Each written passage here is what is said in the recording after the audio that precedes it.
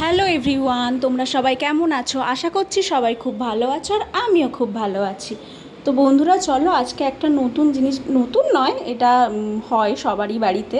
তা আমি কিভাবে বানাই সেটাই তোমাদের সাথে শেয়ার করছি। এই দেখো, এখানে ডাল আর ডালিয়া নিয়েছি। এগুলো একটু ভালো করে ধুয়ে একটু জল ঝরিয়ে নেব। আর এইদিকে দেখো, কড়াইতে আমি কেটে রাখা গাজর, পেঁপে, বিনস, আলু এইগুলো সব দিয়েছি। এগুলো দিয়ে, হ্যাঁ, কড়াইতে প্রথমে একটু কালো জিরে দিয়েছি, তারপরে এই সবজিগুলো দিয়ে ভালো করে একটু অল্প তেলে নাড়াচাড়া করে নেব। এটা না কি বানাচ্ছি বলো তো? ডালিয়া। হ্যাঁ, এই ডালিয়াটা আমি আমার মেয়েকে খাওয়াই, তা আজকেরে ভাবলাম একটু বেশি করেই তৈরি করি, এটা আজ আমিও একটু খাবো। তো এই ডালিয়াটা খেতে এত সুন্দর হয়, অনায়াসে সবাই খেয়ে নিতে পারবে, বাচ্চা থেকে বড়। আর এই যে দেখো, এটা কিন্তু লঙ্কা নয়, যেহেতু আমার মেয়েকে খাওয়াবো আমি লঙ্কা দিইনি, এখানে কোনো ঝাল আমি অ্যাড করিনি। এটা বিনস। একটু দেখো, এগুলো ভালো করে একটু নাড়াচাড়া করে নিয়ে